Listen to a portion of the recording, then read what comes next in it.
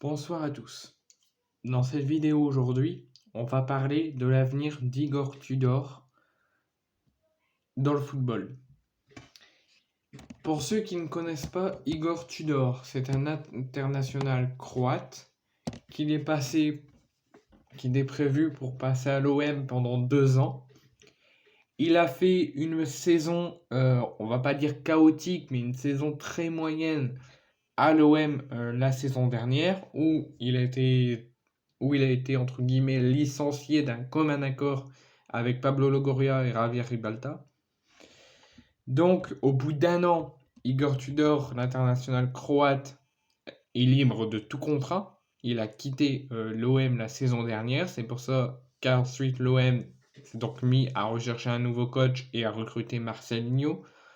Donc, Igor Tudor, ça fait quelques mois qu'il a quitté l'OM. Ça fera 1 an le 13 août au démarrage de la Ligue 1. Igor Tudor pourrait déjà retrouver un nouveau club. Le nom de l'ancien entraîneur de l'OM a été récemment associé en Serie A. Pendant qu'il est encore considéré comme entraîneur de l'OM, ça a été associé à la Juventus, qui pourrait éventuellement reprendre les rênes de la Juventus.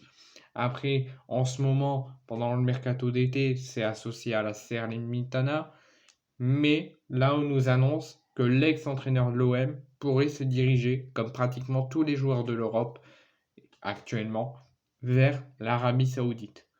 Un club dont le nom n'a pas filtré aurait fait parvenir une offre très importante à l'entourage et à l'agent d'Igor Tudor pour le recruter. Le club n'est pas encore sorti, on ne sait pas encore qui a fait l'offre, mais selon le média anglais Sky Sport, c'est une offre très importante et ça vient d'un club saoudien.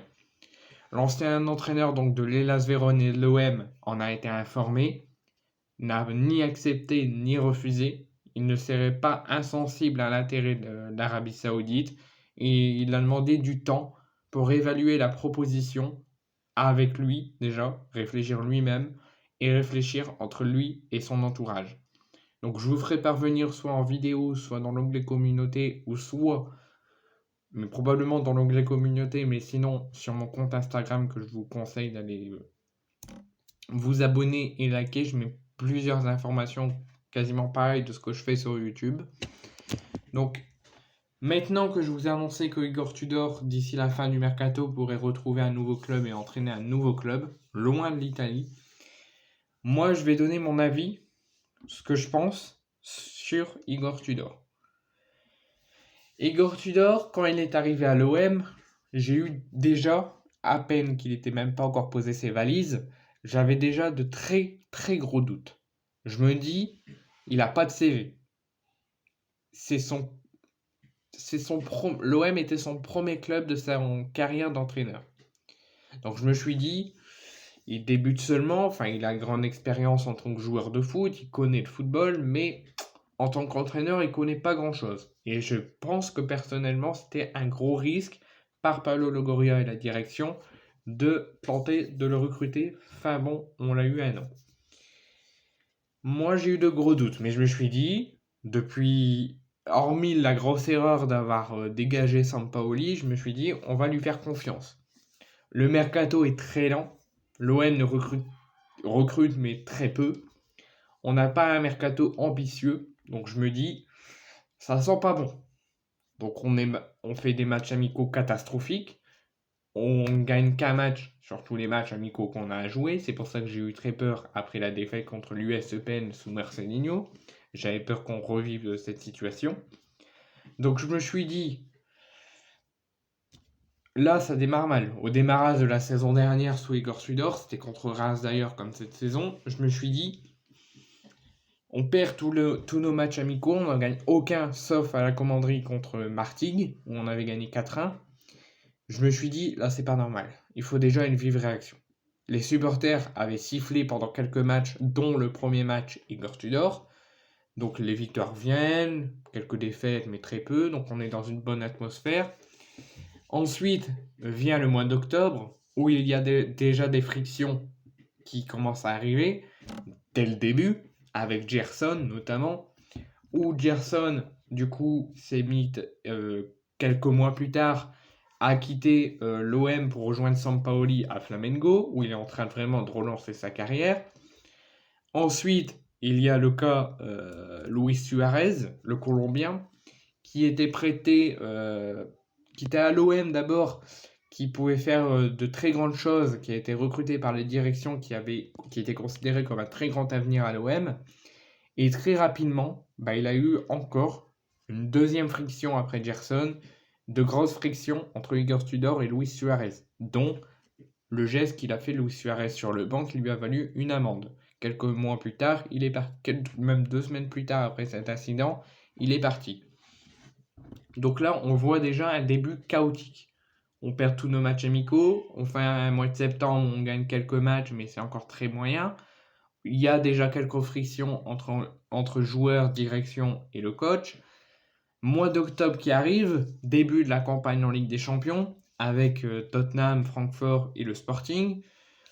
On voit, personnellement, nous en tant que supporters, on voit le groupe plutôt pas mal. On se dit peut-être que ça sera compliqué pour Tottenham, faudra pas prendre le match à la légère, faudra être sérieux et essayer de gagner. On a été sérieux, sauf au Vélodrome. À Tottenham, on pouvait gagner, mais le rouge de Mbemba nous a cassé, donc on a perdu. Donc je me suis dit peut-être le seul adversaire où ça risque d'être compliqué, c'est Tottenham, où on risque d'avoir beaucoup de combats. Mais je me suis dit où on devrait largement gagner, c'est nos 2 matchs aller-retour contre Francfort et nos 2 matchs aller-retour contre le Sporting. Contre le Sporting, on a gagné 2-0 chez eux, 2-1 ou 3-1 chez nous, un truc comme ça. Donc on a gagné nos 2 matchs, donc c'est parfait. On perd, on gagne pas nos 2 matchs contre Francfort, donc là ça commence très mal, on s'envoie vers une élimination et une envolée en Europa League. Le dernier match arrive au Vélodrome contre Tottenham, où on démarre bien, où on se prend un but, on égalise très rapidement, on est sérieux, on a appliqué, et d'un seul coup on se lâche. On perd 2-1, but de l'Anglais qui égalise, qui là actuellement il est pisté par l'OM, et but d'Harry Kane dans les dernières minutes où l'OM avait très bien démarré, a fait plutôt une pas mal première période, mais avait très très mal fini, de façon très catastrophique, où Harry Kane marque le 2-1 et l'OM était à 2 doigts, c'était officiel, ils allaient être éliminés de la Ligue des Champions, mais ils étaient à 2 doigts d'être versés en Europa League, et malheureusement ils ont tout perdu, et du coup ils sont éliminés de toute compétition européenne. Donc déjà on voit un début de saison en demi-teinte, quelques frictions entre joueurs et coach, l'élimination en Ligue des Champions avec une campagne catastrophique, faut le dire. On a gagné 2 fois contre le Sporting, ça a été compliqué contre Francfort et Tottenham, alors que ça ne le devrait pas quand on s'appelle l'OM. Donc déjà, on a un groupe abordable, on fait de la merde.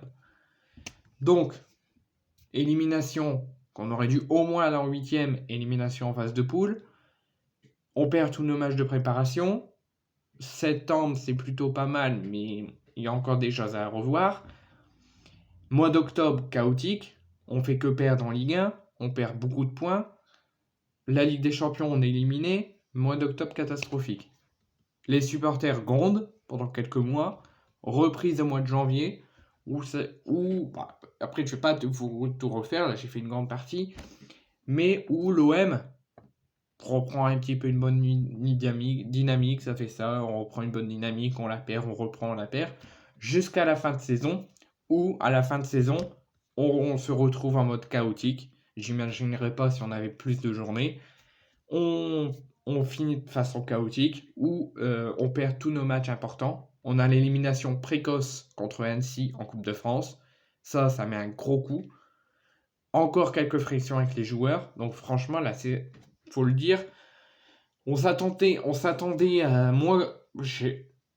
quand Igor Tudor est arrivé, ce que je vous ai dit tout à l'heure avant de vous refaire un petit récap sur la saison, je me suis dit, j'ai de gros doutes, on perd tous nos matchs de préparation, on est tous en colère, mais je me dis, peut-être qu'ils vont montrer une force de sérieux. Donc je m'attendais à une grande saison. Au final, on fait de la merde. On perd des matchs qu'on ne devrait pas perdre, contre des équipes inférieures à nous. On est éliminé en Ligue des Champions alors qu'on avait un groupe abordable. on est éliminé contre Annecy, donc au final, on fait une saison de merde. Et j'ai pas compris la décision de la direction de conserver Igor Tudor, parce que l'OM voulait conserver Igor Tudor. C'est Igor Tudor, après une saison, il a vu la saison, il a réfléchi, il a vu que les supporters avaient du mal à l'accepter, donc il est parti. Moi, je me dis, c'est une bonne raison. Enfin, c'est une bonne nouvelle et en demi-teinte. D'un côté, j'aurais dit on peut lui faire confiance, mais d'un côté, je me suis dit ça ne sert à rien. Il fait que du mal au club. On perd des gros cadres parce que ça va pas entre lui et le joueur. On perd des matchs qu'on ne devrait pas perdre. On perd les matchs les plus importants pour la Ligue des Champions. On le perd. On gagne aucun trophée. Donc au final, c'est vraiment bien qu'il soit parti. Mais voilà, je pense qu'il y a des choses où Igor Tudor aurait pu réfléchir avant d'être sévère. Nuno Tavares, pourquoi au lieu à chaque fois de le sortir de l'entraînement, de le virer, pourquoi il n'a pas discuté avec lui, voir ce qu'il voulait changer, est-ce que c'était possible. Avec Gerson, au début ça allait, après il y a eu des frictions, essayer de discuter avec lui, se poser sur la table, avec la direction, avec le coach. Pourquoi ça ne s'est pas passé? On aurait pu potentiellement avoir une deuxième saison sous Igor Tudor, et peut-être belle, si les choses que Igor Tudor a fait, il aurait fait autrement, plus calme, en discussion. Il y en a plein qui vont me dire, c'est important, il y a des échéances à venir, il faut qu'on soit sérieux. Oui, certes Igor Tudor a fait de la merde. On a perdu tous nos objectifs. Mais peut-être ça ne serait pas passé si on aurait eu un groupe soudé où Igor Tudor aurait soutenu tout le monde, aurait discuté avec tout le monde. Donc franchement, Igor Tudor a tué tout le monde. J'essaie pas de le défendre, vous avez peut-être l'impression que je le défends, mais non, je le défends pas du tout, parce qu'il a fait de la merde. On a perdu tous nos objectifs, maintenant Payet s'en va, il a tué sa carrière, il tue la carrière de Gerson, bon pour l'instant il se révolte au Brésil, mais il le tue un petit peu. Nuno Tavares, pareil, donc on perd vraiment des gros cadres, on a failli perdre aussi Guendouzi, parce que ça n'allait pas avec lui. Donc c'était un très bon choix qu'il parte, qu'on soit remplacé par Marcelinho. Et personnellement, là, enfin, je sens une bonne saison qui arrive, personnellement. Maintenant, il faut se révolter. Il faut essayer d'oublier tout ça. Là, j'ai fait un gros petit récap. Je vous ai annoncé qu'Igor Tudor pour aller en Arabie Saoudite. Mais, voilà. Donc, merci à tous d'avoir écouté ce petit récap de la saison dernière d'Igor Tudor. Il pourrait peut-être essayer de se relancer en Arabie Saoudite. J'espère qu'il aura appris de ses erreurs. Et j'espère que l'OM va faire une grande saison sur Marcelinho. Et là, je la sens belle.